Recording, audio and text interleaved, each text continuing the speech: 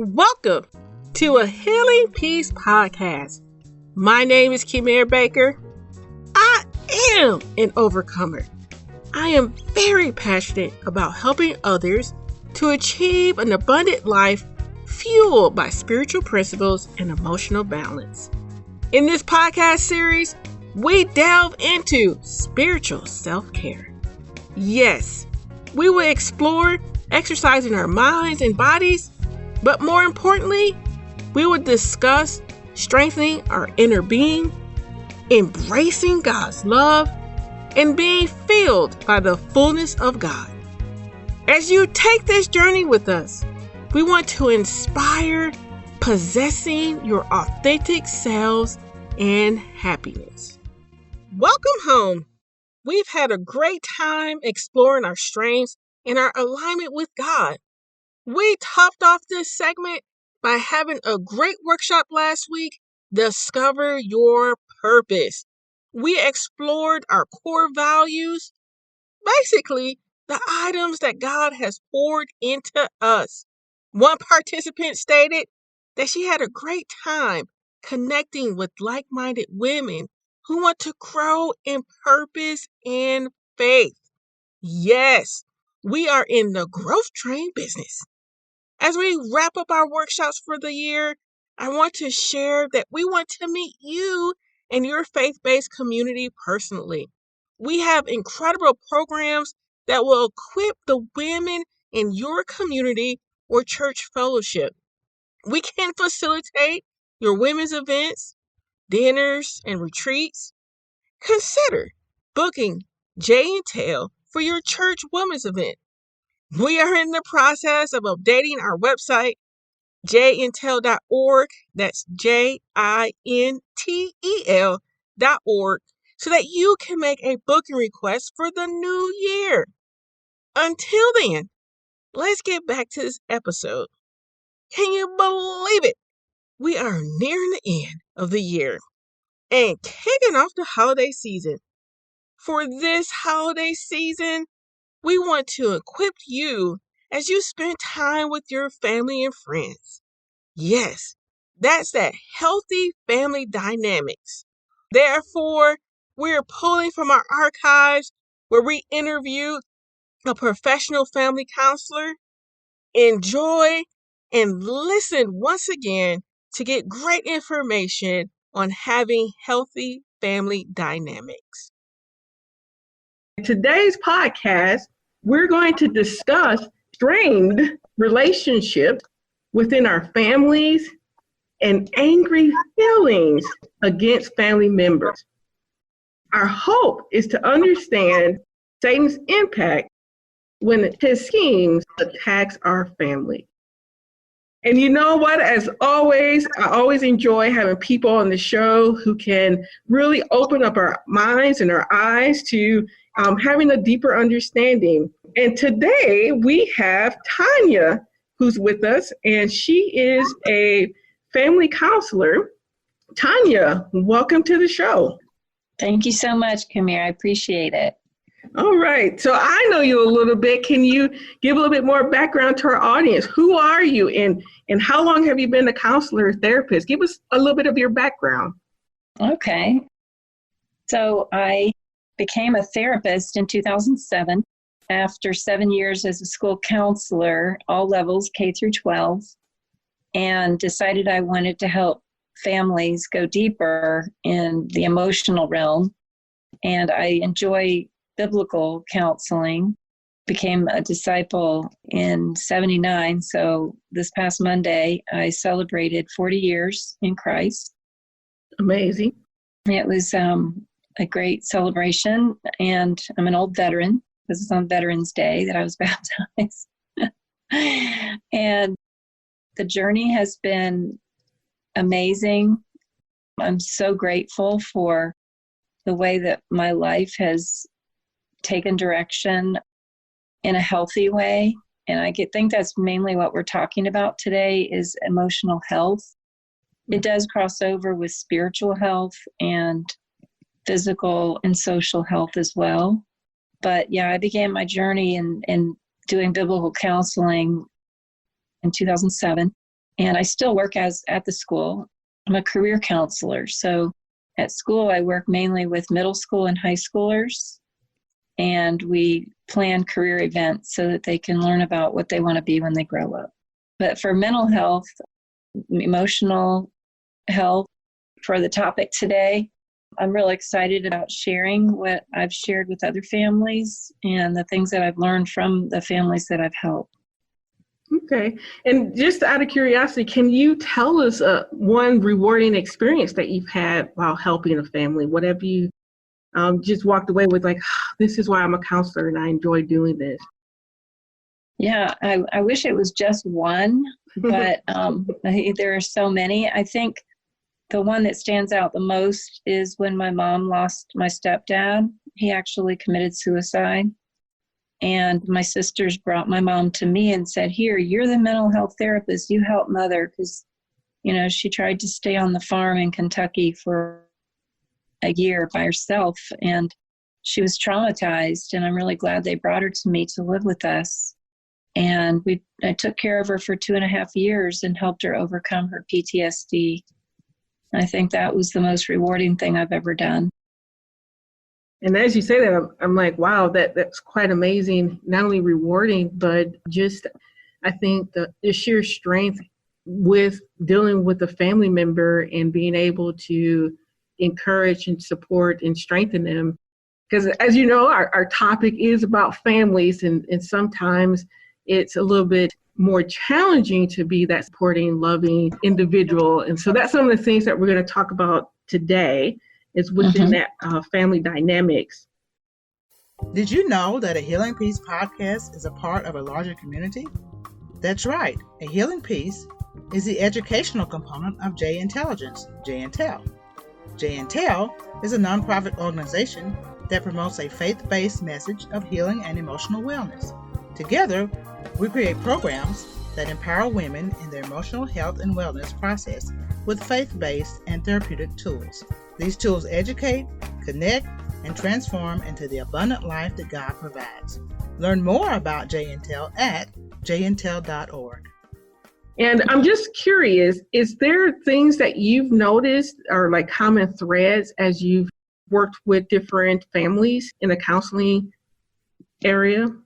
Yes, definitely. A lot of anxiety. So I refer almost everyone that I talk with to anxieties.com. So that's IESANXIETIES.com. This is a website by Reed Wilson, PhD in Chapel Hill, North Carolina. He teaches the psych rotation to all the medical students at UNC Chapel Hill. And I highly recommend his website because there's so much self-help work on there. And, the few sessions I have with people, yeah, that helps them. But the real work is when they do their homework. Kind of like physical therapy. When you're in there, you're getting a lot done and you're learning things. But the real work is when you do the exercises. And we all hate to do those exercises. But when you do your homework in emotional health, like anxieties.com, you learn skills like breathing techniques and relaxation techniques. You learn skills to take yourself out of the situation and kind of imagine you're in your safe place, your happy place. Like mine is like walking on the beach. And I try to incorporate all the senses, like, the sun on my face, how it feels on my skin, the sound of the ocean, the smell of the salt, the feeling of the sand under my feet, and the hearing the waves come in. And when I take myself to a place like that in the midst of a very stressful situation, like if I'm in traffic, it really helps me calm down. And so I share that with other people so that they can learn to practice that as well. I definitely appreciate the tip. I think you are kind of ahead of the interview, but for those who are listening, you notice that we dived right in very quickly. So that's great. And I'm pretty sure, if I remember, we'll come back to what you shared just to reiterate that type of tool to continue to get us on or keep us on that right path so that we're not driving around crazy and, screaming at people and things of that nature. Mm-hmm. Yeah. And so like 3 common unhealthy traits in family dynamics. This was something that I researched and something that I've learned in my own family dynamics. 3 things that I would like us to talk about today. One is we do not talk about our feelings, problems, or embarrassing situations. And I know one of the things, as I say that, the first thing that comes to my mind is, I'm a private person. I was definitely plagued with that understanding. The second item that I would like us to talk about as well is we blame others for our problems. And I think that is associated kind of like with the victim understanding, victim approach. And then the third is we minimize or deny our problems. And unfortunately, I've had experience with that as well, to the point where I'm not able to, assess my own feelings. And it took me a long time to learn what those feelings were, because I was conditioned to suppress it or not believe that it is there. You move on very quickly. And boy, did that create a whole bunch of chaos. Yeah. So let's jump back to the first one in terms of we do not talk about our feelings, problems, or embarrassing situations. And as a person who's been in the counseling field for such a long time, how does that affect our relationship or create other issues within our families? Well, I do believe the more open we are, the healthier our relationships will be. And interpersonal effectiveness is one of the dialectical behavior therapy skills. And it means that you speak up for what you need and want in a healthy way so that you protect the relationships. And I do teach those skills one-on-one and with families. And I think that just being open is good, but being open in a healthy way so that you are assertive, not aggressive, and not passive. So those are very important things to learn about as well. And a lot of counseling is education. So we're teaching about communication skills and just sharing your feelings. I think journaling is huge because you're getting your thoughts and feelings out on paper. And you can bring that in when you go to therapy and share what your innermost thoughts when you were journaling out your thoughts and feelings individually. And you don't have to share those things, but it can prompt your memory about something that you do want to bring up in therapy. But yeah, people that stuff their feelings and don't get them out, it creates depression and a lot of other, even anxiety, a lot of other emotional issues. Right. And as you were stating those things, something that came to my mind was, and for those who are listening and been listening to our previous podcast, that was actually one of the elements that was brought up as well in terms of journaling and being able to, I think, clear your mind and start working through that process of articulating what you're thinking and what you're feeling. And another thing that you stated, what I think was key, was in terms of communication. So after you've done that journaling work, and I know you talked about going to a therapist, how do you begin communicating those ideas and those feelings to your family members, or are you supposed to? Or going to a therapist just enough at that point? No, I totally believe in a family systems approach. So I invite families to come into therapy. And sometimes the relationships are so full of anger that if the client is open to it, I'll invite the person they're having the most conflict with to come in by themselves first, so they can share what they're thinking and feeling.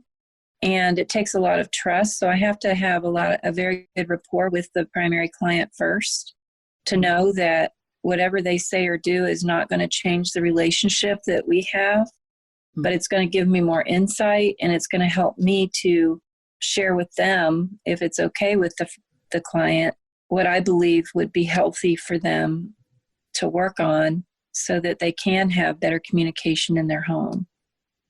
And for those individuals, because as you state that, one of the things that came to my mind was I have family members who would never consider going to a therapist to do the work. Mm-hmm. And if you're in that type of situation, what is something that can be done on a smaller scale to begin that type of work and healing? Well, of course, the one person coming in to work on the healing is definitely the most powerful thing that they can do to help change those relationships. It just helps them go further faster if the others are open to coming in. If not, then it can still be done. Like for example, I might put supports in place around the client by referring them to support groups. So it might be grief and loss, or it might be Al-Anon if the person they're having high conflict with is, drinking a lot, or Nar-Anon if their family member is into drugs and they're enabling them. This will help them stop enabling them and show tough love. Another support group I love to refer people to is codependency support group. And once they start working on those issues, it does start changing the family dynamics as well. And I appreciate all the things that you just shared, because one of the things that I noted was when we don't talk through those deeper issues, some of the common outcomes are that we become enablers, we become codependent, we become action-oriented. And there's another phrase that was listed called the lost child syndrome. Are you familiar with that terminology? I was a middle child, so if that's what you mean, sometimes you feel invisible in your house, in your own home. Yep. Is that what you mean? Yes. Yes, definitely. I felt that way growing up in some ways. And as you're saying these things, something that, again, that's being reiterated in my mind is that it's imperative to begin to do that work to establish that safe place for real communication. Because when we don't, the extreme is that we do become or feel invisible, or we do enable, or we are codependent. And sometimes we don't do the work because we're thinking, oh my gosh, it's so much work. Which, I'll be honest, I fall in that trap a lot. And I'm like, oh my gosh, it's so much work. Not realizing that it's more work to stay in that state than to think through, okay, how can I have a better outcome at the end? Right. And so I definitely appreciate the things that you shared in that regard. Our 501c3 nonprofit organization, JIntel, and A Healing Peace are looking for community partners to support our mission. We are bridging the gap between faith-based and therapeutic resources. Consider partnering with us. Go to JINTEL.org/donate and contribute. By contributing in this manner, you ensure that we continue to spread this inspiring and encouraging message. One of the other things that was looking at in terms of unhealthy traits is we blame others for our problems. And what is something that, or why do we tend to do that? What has been like your common understanding for individuals who do that or have that tendency? I think mainly it's painful for people to look at themselves, and it's easier to blame other people for our problems. And it takes the heat off of ourselves and what we need to change. So I definitely see that a lot, especially people with personality disorders. They're in big time denial a lot of times that it's them that need to change and need to work on things. And they will come in and try to talk about how everyone else needs to change. But then you have to build that rapport. You have to really build that relationship and then slowly bring in things that they could work on. And sometimes you have to refer them to the support groups so that they actually see it themselves once they go, because other people are sharing some of the same things that they're thinking and feeling. And then it clicks. Then they realize, okay, so what I'm learning in therapy is being applied here in this support group, and I need to start looking at myself and what I need to change so that all the relationships are healthier. And as you stated that, one of the things that came to my mind, well, it's kind of extreme, but for that individual who is like, but I don't have any consequences when I blame everyone else. Mm-hmm. Yeah. So how do you reach someone who doesn't see the negative outcomes that it produces? No, that's a hard one. Because I'm thinking like, your family time, right? We're all around for Thanksgiving. We're all around for Christmas. And you have this one family member who, is blaming everyone, doesn't want to take responsibility for the hurt they caused. And so you create, there's this big rift with some part of the family members stay on this side of the house. They started going through this avoidance. What are some healthy things that can be done to begin that type of conversation where not everyone is running out the house mad at each other? Yeah. If they're open to this, the two scriptures I refer them to most of the time are overcome evil with good, and love overcomes a multitude of sin. So if you love people unconditionally, you can go to them one-on-one and say, and use those I statements, not you, because that will cause them to become defensive. And again, it's communication skills. So you're just sharing with them, I feel blank when you blank. Can we please blank? And I actually have people practice putting those words in there. Like, I feel hurt when you blame me for blah, blah, blah. Can we please work on both seeing our part in this situation?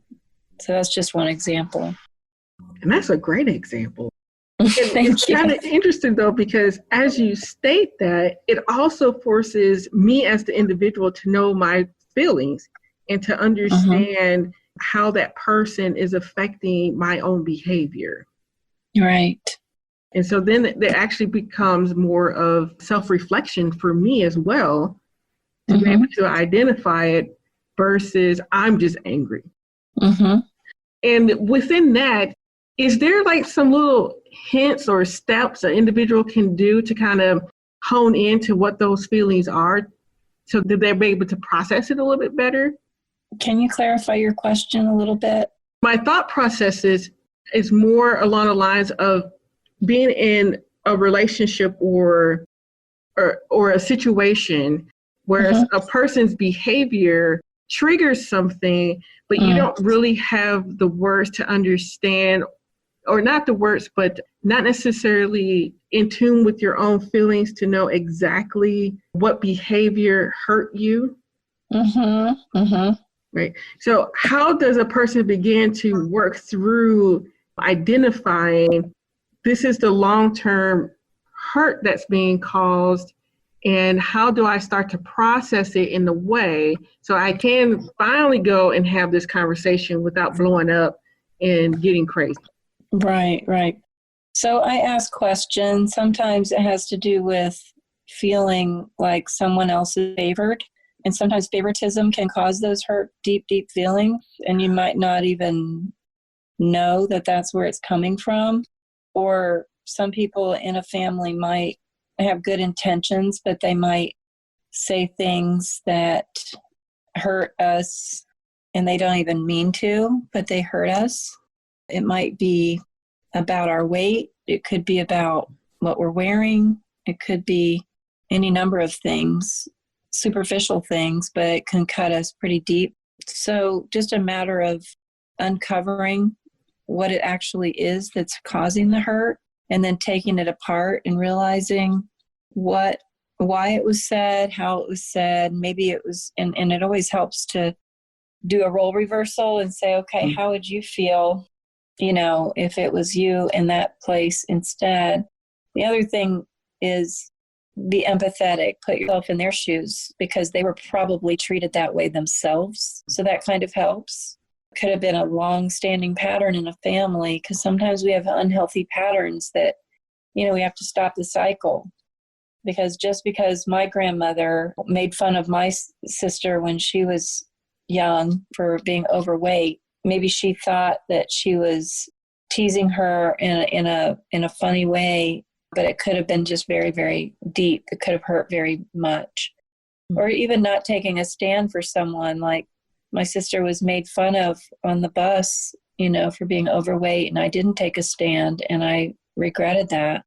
And we talked about it as adults, and that, I believe, helped heal our relationship. Wow. Well, that's all really, I have a couple more questions, and I'm looking at the time, and I see that we've run out of time for this episode, but I would like for you to come back because I have more questions, and I definitely would like to go a little bit more deeper in some of the things that you've shared. Would you be able to come back? Of course. All right. Happy to. All right. And so for those who are listening with us, if you've been with us for a while, when you notice that I'm running out of time, I always want to come back and do a special episode, and we're going to do the same thing and continue to listen to my interview with Tanya. Until then, you guys enjoy the rest of your days.